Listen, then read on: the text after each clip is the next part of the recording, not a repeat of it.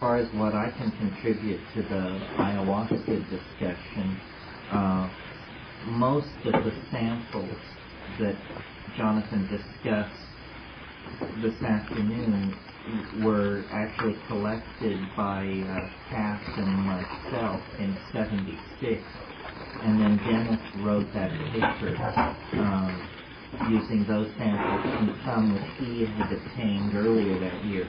They almost all came from a single shaman, Don Fidel Mosambite, who was then at the Arena Cocha near Pucallpa. We bioassayed all those brews, and they were very strong. When I began making my own ayahuasca, I used those experiences as the benchmark for what I was trying to achieve with my own brews. In terms of recipes, if you want to, rather than trying to substitute an analog, if you're still interested in what goes into a healthy dose of ayahuasca, what I settled with, I had a clone, a single individual plant called Plowman 6041 that Tim Plowman had collected in Yurimaguas in 1970 that was called a Cielo Ayahuasca. The ayahuasqueros recognized types of ayahuasca more differentiated than the species. They speak of Cielo Ayahuasca, Trompetero Ayahuasca, so forth and so on. So this was a Cielo Ayahuasca, Plowman 6041. I grew it for many years, and when I made ayahuasca, I used 500 grams of fresh material per dose and 85 grams of fresh Psychotria viridis per dose. And then prepared it in the standard way, which is to boil the total volume of crushed ayahuasca and Psychotria viridis. You make it in a non-aluminum pot. You don't use aluminum utensils because the aluminum is reactive and will mess with the effectiveness of the ayahuasca. And you layer in to the pot, these pots can be quite large, layer in Psychotria leaves, crushed Banisteriopsis coffee, the entire plant vigorously smashed with a hardwood club to separate the fibrous material, and then you boil it for 4 hours at a rolling boil, not an explosive boil, but a constant boil. Pour off the deeply yellow liquid that results. Carmine is yellow, and you pour off the mother liquor into another container, replace the first wash with a second wash, boil it 4 hours more, then discard all the solid material, heave it steaming into the bushes, and then combine the 2 washes, which is a lot of water, 10, 15 gallons of water, and then and then drive it down to the number of doses that you have pre-calculated. I can make up to 12 to 15 doses at a time in pots of this size, and I drive it down to 100 milliliters per dose. In the final evaporation, you want to be careful not to boil it too rapidly, or the sugars which are cooked out of the ayahuasca will tend to caramelize and make it thick. This does not affect the pharmacology of the ayahuasca. It makes it hell to swallow.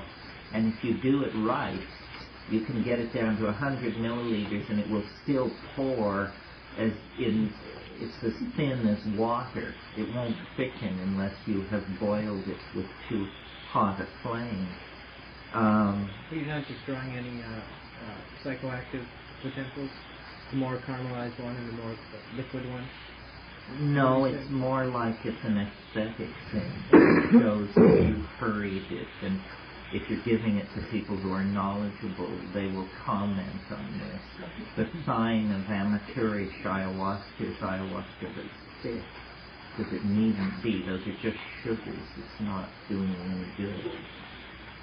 My interest in ayahuasca, which I indulged over 25 years or so, began with, and if you haven't read it, you should probably read Burroughs and Ginsberg's book, The Yahé Letters. The Search for the Blue Flash is how I think of it. And it sort of initiates the modern era of writing about ayahuasca. The most recent interesting book about ayahuasca, other than Eduardo's commentaries on the paintings of Pablo Amaringo, is probably Michael Taustig's book, Shamanism, Colonialism, and the Wild Man, which is just a wonderful book. Even if you don't give a hoot about drugs, I think it's a wonderful book for the richness of the language and the way in which he tells the story of the 20th century history of shamanism in the Putumayo region. But my interest in ayahuasca was the same interest that many of the early ethnographers and anthropologists were motivated by, which was persistent rumors of group states of mind. So, as Jonathan mentioned, the first people to characterize the alkaloid named it telepathine. This was because they had the grandiose hope that this would be a telepathic drug. And in a sense, I think it's too early to dismiss this possibility. Most of us think of telepathy as one person hearing another person think. That I don't think ayahuasca can deliver. But what it can deliver is an incredible ability to see what other people mean. Ayahuasca is driven by sound, by song, by whistling, and its ability to transform sound, including vocal sound, into the visual spectrum indicates that some kind of information processing membrane or boundary is being overcome by the pharmacology of this stuff, and things normally experienced as acoustic experience become instead visibly beheld, and it's quite spectacular. I mean, I've had ayahuasca where you can sing a tone and just lay down like a Barnett Newman painting, a chartreuse line 1.5 inches wide in the darkness, and then you switch the tone and cross it at a 90-degree angle, and then as you begin to experiment, you discover that the whole modality of behind your closed eyes is open to being driven by these sounds. And I think probably a lot of the shamanism, especially the main rivers shamanism involving ayahuasca, is this kind of pseudo-telepathic involvement with sound. There are a lot of interesting things about ayahuasca, even in distinction or in contrast with other psychoactive plants. For example, it's essentially brain soup. There's nothing in it which doesn't occur naturally in human neural metabolism. When you take ayahuasca, you alter the ratios tremendously and the concentrations. But, mescaline, so far as we know, salvia divinorum, ibogaine, these things don't occur ordinarily in human metabolism. Mescaline might under certain conditions. But the major psychedelic neurotransmitters are what are represented in ayahuasca. So it's the only hallucinogen I know where if it's made right, the next day or the day after the experience, you actually feel better than if you hadn't done it. I mean, even with mushrooms, which are dear to my heart, the day afterwards I tend to keep the phone unplugged and to, hot baths and this and that. But on ayahuasca, you're just ready for action at 4 o'clock the next morning if necessary. And the hallucinations are extraordinary. They seem to occur, in a way it seems more versatile than psilocybin. The hallucinations can range over a wider range. I mean, they can be anything from nature-based, botanical, insectile, to just, you name it. I remember one period of hallucination on ayahuasca where it was gold Egyptian hieroglyphics against black, moving through these tunnels and this sort of thing. And it's very, I think it's safe. It's probably used by more people than any other psychedelic plant cult in the world, if you don't consider cannabis a plant cult. And as a strong hallucinogen, in Colombia, Ecuador, Peru, down into Bolivia, and then it's made inroads in the 20th century in a big way into Brazil, portions of Argentina, and then more sophisticated populations all over the world are getting wind of this. Are there any questions about it? Will it grow in Montana on the ground? Oh yeah, it'll grow. It grows well in Hawaii. It could. Many plants have more restricted ranges than their natural capacity. Most plants have not occupied their full range. This is a consequence of the glaciers only having melted 20,000 years ago. Ayahuasca, one of the things that interests me that I've talked to Stress Blosser about is I think that there may be banisteriopsis of some sort implicated in Mayan religion. Nobody has ever been able to prove this, but there is a whole elaborate kind of Mayan symbolism that you see at Tulum and at other sites that's called umbilical symbolism. And I think these things that have been taken for umbilical cords are probably vines of some sort. The last time I was at Tikal, in the ruins themselves, there were many yellow flowers, malphigaceous flowers on the ground that had clearly been shed by large vines, which you could see going up into the canopy. And I collected in Belize non-flowering malphigaceous vines that I was unable to distinguish from ayahuasca. So, this may well be happening,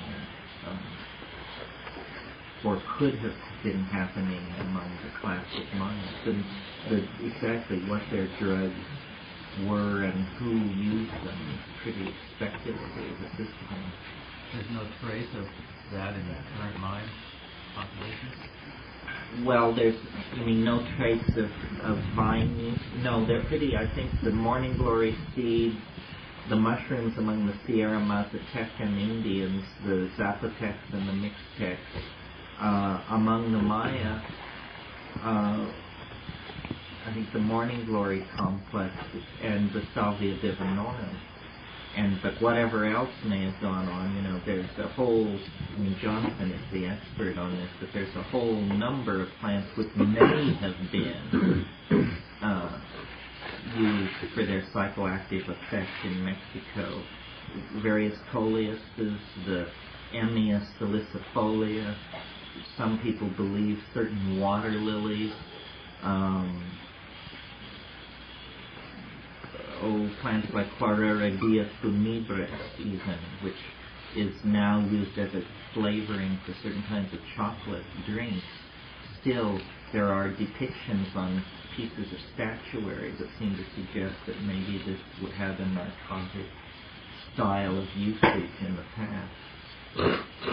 I have a question about, you're talking about how the visual experience was driven by sound. Right. Have you found that the visions could be driven by anything else? Any other occurrences besides sound? Touch or Well, I tend to lie down and sit still in silent darkness. I suppose cannabis helps most of these things. But really, the ayahuasca is extraordinary. The last time I took it was in a non-traditional setting, but with one other person, and sitting in completely silent darkness. And this guy had these Tibetan chimes, you know, the kind you strike with a piece of deer horn, and it would be completely silent, and he would strike this thing, and it would form a piece of jewelry or a thing like a machine in the air, just this thing, and this thing would come into being as long as the sound was there, and then it would disappear, and then he would make another one, and it was very clear that we were seeing the same thing, because I commented on it and said and described what I was seeing, and it looked like a little thing made out of iridescent titanium with brass connectors, and it was like an enormous laurel birch earring or something like that. It's a very specific kind of object. I think these things are very mysterious. I mean, it was a pity that Rocio's English didn't allow a real discussion of these stories about the people who disappear for days and weeks on end, who go into a parallel world. Because, you know, if you just think that these Aboriginal people are ignorant savages, well, then you can just dismiss it.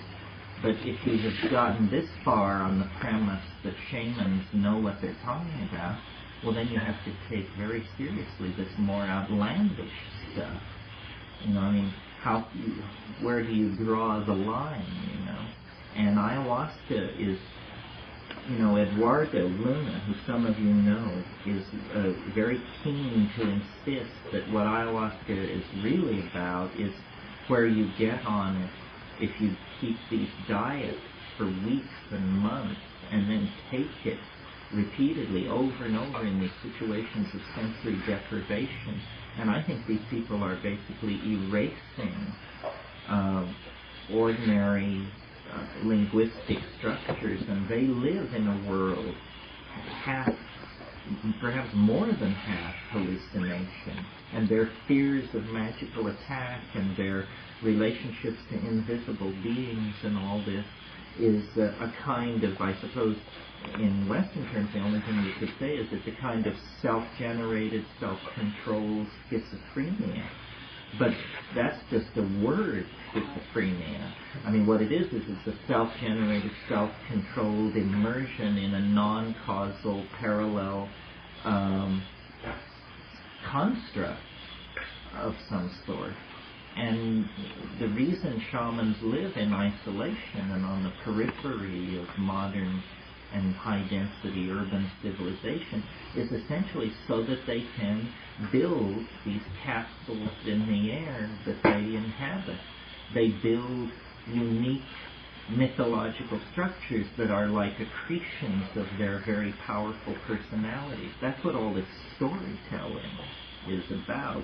These stories are the contextual, define the contextual limits of what is possible. And if you live in a culture where night after night, year after year, you've grown up around the fire, hearing the most respected people in the group tell these outlandish stories, then for you it legitimizes the search for a doorway out of mundane experience. And that's really the only precondition for finding such a doorway. I mean, if you love the weird and you probe it often enough, deeply enough, eventually you'll hit the jackpot, you know, and the door will swing open. And ayahuasca is definitely very effective for doing that. Yeah. I guess the Icaros really generate a lot of visions, the songs sung, and some of those are available on cassette. Do you think that kind of visionary generation would come through on a cassette if you did an ayahuasca analog and well, if you played one of these listen, things? yeah, I mean, if you listen to music on ayahuasca, it transforms the music. You have to be very careful. I recall many years ago, it was the night of a total eclipse or some hellish thing in the sky, a total eclipse of some kind, and Sunwater and Adele, who some of you may know, and I decided that we would do this ayahuasca that I'd had in the back of the refrigerator for years, and this was like a long time ago, maybe 8 years ago, and I got it out, and I couldn't remember whether Don Fidel had said, always shake the bottle or never shake the bottle before you pour. So I said, well, to be safe, we should shake the bottle in case that's what he did say. So I did, and I've never had it hit me so hard, and I had put on a record which I had previously found mildly entertaining.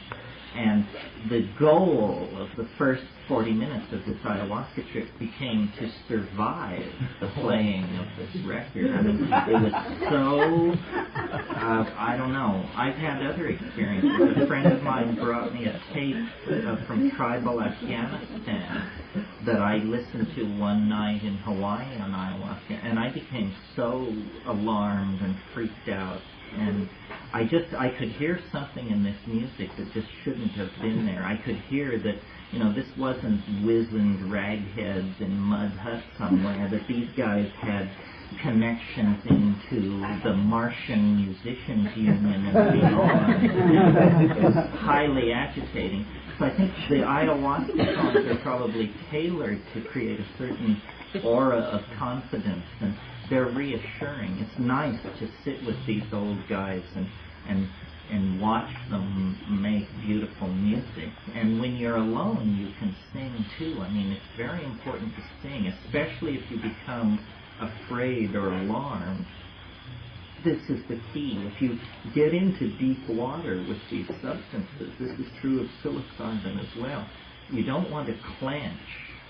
You don't want to assume the fetal position and stop breathing, and you want to sit up straight and breathe and sing it back, and it will step back. It will, you can take control of your situation most of the time.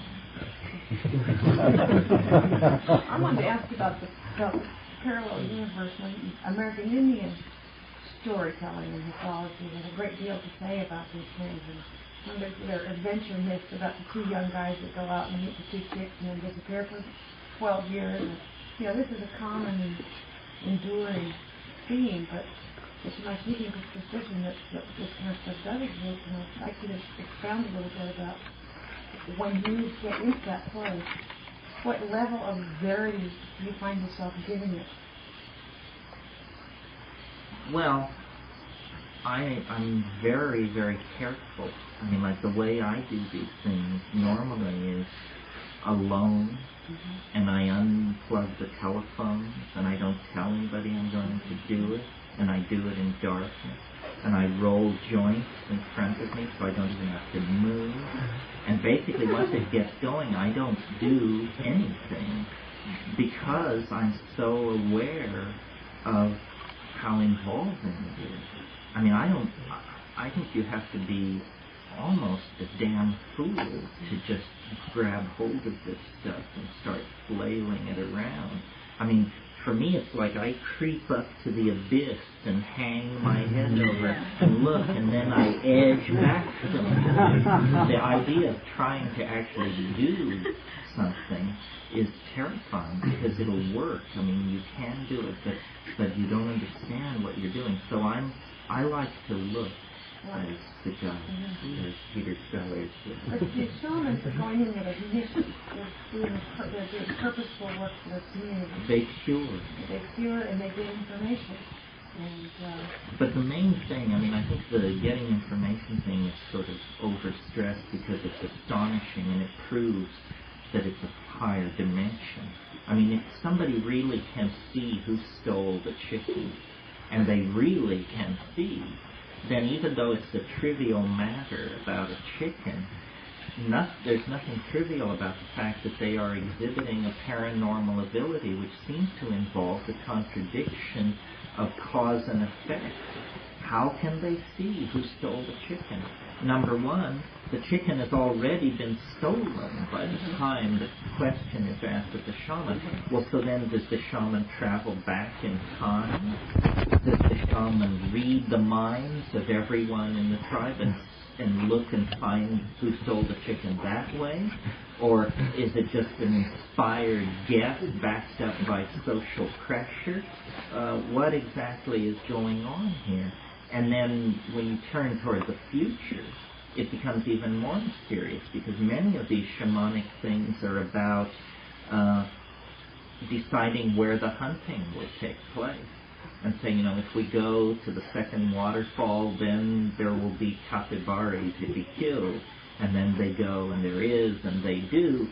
Well, if you believe that this person actually saw the future, then you're coming perilously close to some kind of determinism, which is, not supportable philosophically. I mean, if the universe is absolutely determined, then thinking has no meaning. Because if the universe is determined, then you think what you think because you couldn't think anything else. So thinking suddenly is divorced from the enterprise of knowing reality, and that's a little discouraging to those of us who butter our bread in the fields of philosophy. So I think it's very mysterious. The model that I use for all of these psychedelics is a mathematical model, not a psychological model or a spiritual model, but a mathematical model. Mine, under the pressure of evolution, under the pressure of the need to defend self and offspring, has folded itself down into the three-dimensional space-time matrix of the body. Mind has crippled itself in order to caretake the body and the here and now. Well, when you take these psychedelics, it's like it's severed. The mind is severed from the physical envelope, and you wander in a much larger dimension. And it is literally a higher dimensional manifold. And that's how these apparently miraculous and magical things, that's why the shaman can see into a human body, because in a higher dimension, the inside and the outside are the same place. There is no distinction. So it's an inner sensorium that has a higher dimensional character to it. It's a great mystery, it doesn't need to detain us here, but it's a great mystery, the relationship of consciousness to number and of nature to number. After all, nature is nature, the deployed three-dimensional physical world in its dynamic. Numbers are abstractions generated, so far as we know, only by the human mind. They are inventions of the human mind. And yet nothing is as descriptive of nature. No tool is as powerful a descriptor of nature as mathematics. Why is this? Well, ayahuasca seems to say it's because the higher mathematical dimensions of the world are objects not merely for abstract deductive discovery, but for experiential encounters. And then if this is true, then our world as we experience it in the here and now and day to day is hopelessly limited and circumscribed. And this is, a very limited world that we're operating in, inside our culture, inside our language, inside our body, and so forth and so on. And in the silence, in the darkness, swept away by these alien alkaloids and the plant mind behind them, you find out a truth that can barely be told. And most of it can't be told.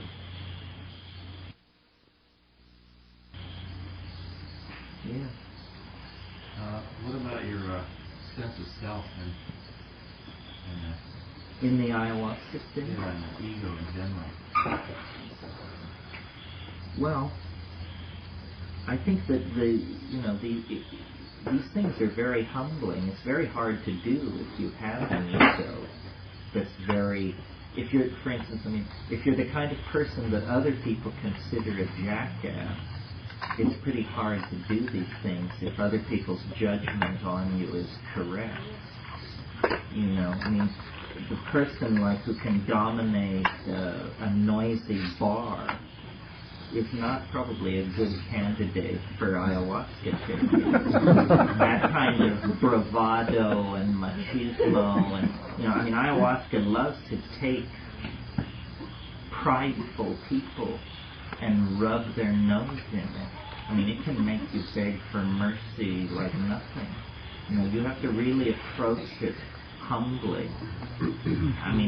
I speak from experience because I probably am easily betrayed into assuming I know what I'm doing, and that's the moment when catastrophe strikes. And what I always say to it when I go into it is I say, I'm going to take a big dose, so please don't kill me.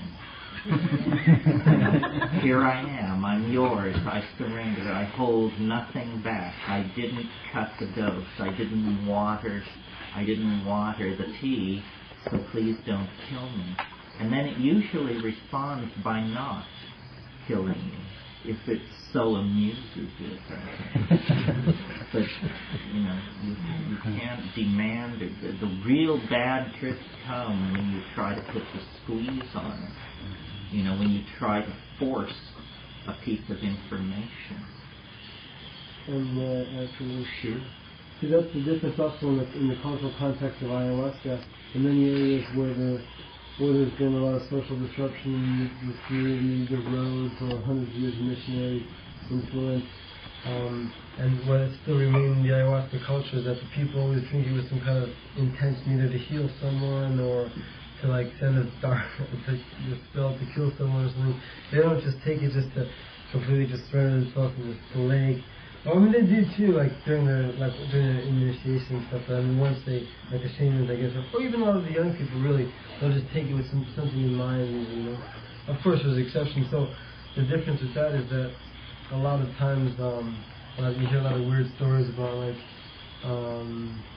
young upstart shamans that have a lightning bolt tap them or a tree fall or something like that. Because there's a lot of weird black magic that goes on too, because a lot of people just don't handle themselves too.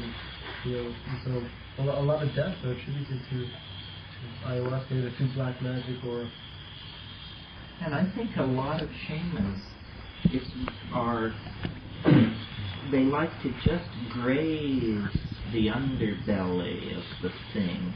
They're really concerned about their community and healing sick people and holding it all together.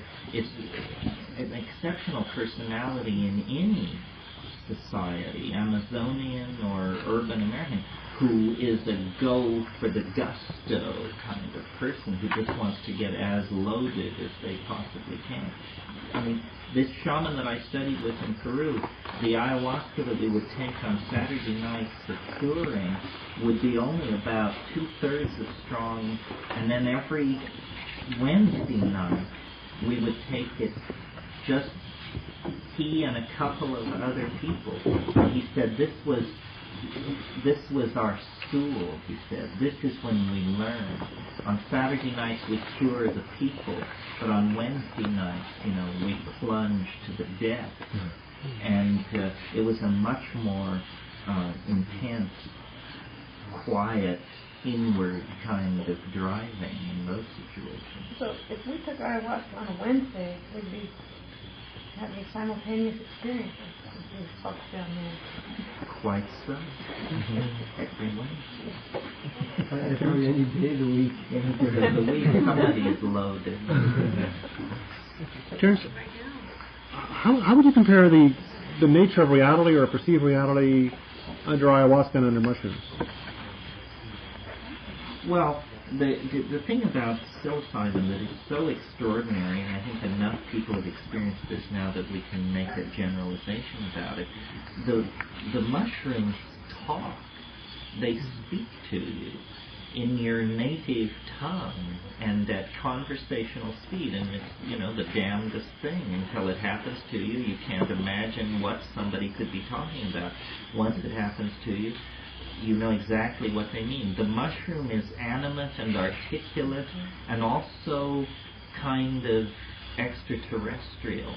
Its hallucinations tend to the grandiose, the history-ending, the galactarian destiny that awaits the biological overmind. It's this ta-da, kind of thing. Ayahuasca is biological and organic, and you feel the spirit of the forest, like Rosia said. It's more feminine, and after a good ayahuasca trip, you feel like your eyes are just bugging out of your head because you've spent so much time looking. The language of ayahuasca is visual. It shows you and shows you and shows you and shows you, and once this showing gets going, it's hard to shut it off. I mean, it really wants to show, but it's silently, it spills out this cornucopia of images, and you sing and you manipulate them, where the mushroom is, highly articulate. It also is visual, but it also can talk, which is just such an astonishing thing for a Westerner. I mean, we are just not prepared for talking fungi. Have you tried the two together? The two together? I wouldn't do that, actually, because I think the monoamine oxidase inhibiting properties of the harmine would so intensify and synergize the psilocybin that you might find yourself swinging from the chandelier. And the shamans don't do that either. In the Amazon, and you can rarely get an ayahuasquero to give you the time of day regarding mushrooms. They always say, well, we use mushrooms when we don't have ayahuasca, but the caveat is, and we always have ayahuasca.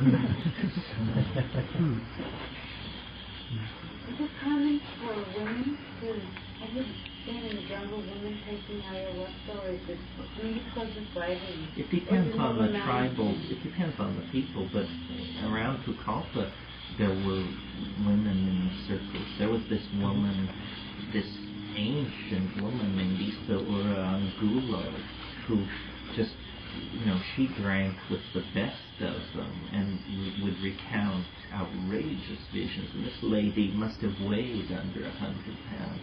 One of the shamanesses, or female shamans that we tried to contact in 76 is this famous woman who studied with Manuel Cordova Rios, the guy who wrote Wizard of the Upper Amazon. Her name was Juana Gonzalez Opie.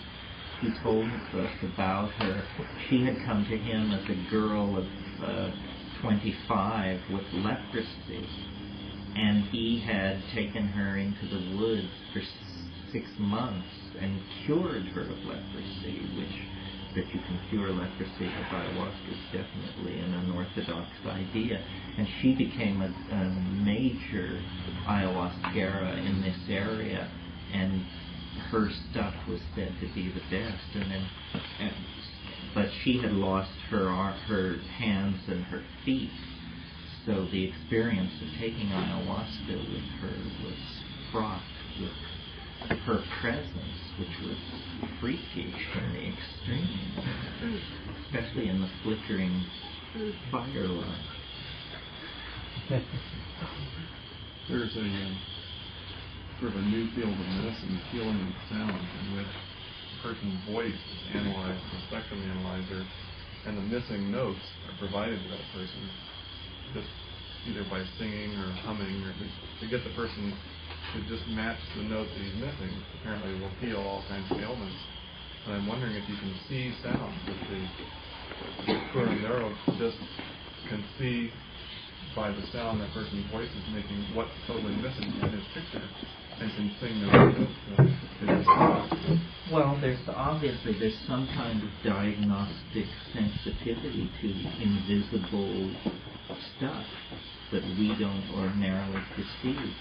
We were talking last week, some of you may have seen this, I mention it because I'm trying to confirm it.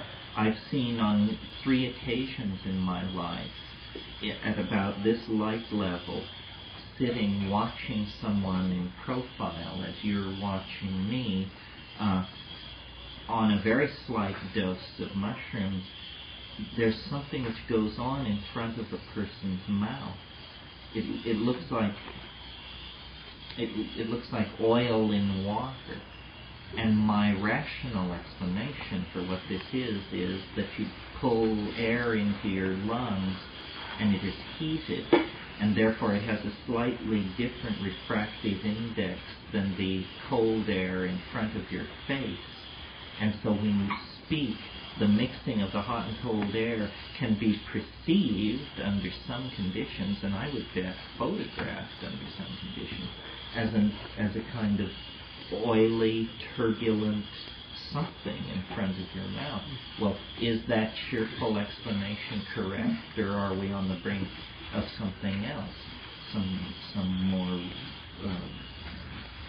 demanding or exotic phenomenon? I don't know. Yeah. Going back just a little bit, I should probably mention a friend and I have been growing ayahuasca clones. I guess it's from your clone actually, for 3 years. And in the lack of the psychotria or DMT additives, my friend has reported numerous successes with shrooms. Adding the shrooms to the ayahuasca? Yes. What proportion do you know? Not sure. It would be interesting to know. I think you might be able to get away with that. Probably what it would be is a fair bit of ayahuasca and a tiny bit of mushrooms. One of the longest, hardest evenings I ever spent was, I got the idea I would take half a dose of ayahuasca and half a dose of mushrooms. And I felt like I was battling demons to return with a shred of my sanity. I mean, it was just ghastly. I'm pretty phobic of that combo. You took them at different times? No, I took them together. 2.5 grams of mushrooms and a half a dose of ayahuasca, and it turned me every way but loose. And it was unpleasant. I mean, I really thought I had done it this time. What it did was it interfered. It was very clear. It was very clear. What seemed to be happening was that it was interrupting RNA transcription of short-term memory. So I knew who I was and my history and how I had gotten into this situation, but I couldn't remember the last 3 minutes at all. And this would create this anxiety in me. And then I would forget why I was anxious. And then that would create more anxiety. And I was into some kind of intellectual regress that was, and I was just riveted in this chair. And I thought, if this doesn't unsnap itself, they'll just put me in a ward somewhere. I'll just be carried out of here. And it felt like, that scene in 2001 when the guy is outside making the repair, and then he comes back and says, "Open the pod door, Hal." I can't do that, Dave. Well, I could almost see the jammed enzymatic machinery in the synapse. I mean, I had this very clear vision of, oh God, it's gone down the wrong pathway. The degradative enzyme has somehow been locked out of the process. And here we are, folks, circling the airfield, running out of fuel, and zero visibility down below. And after about 2 to 3 hours of this, it abated. Well, you should show your slides. It doesn't preclude continuing this. It will just jack it to a higher level. Cool.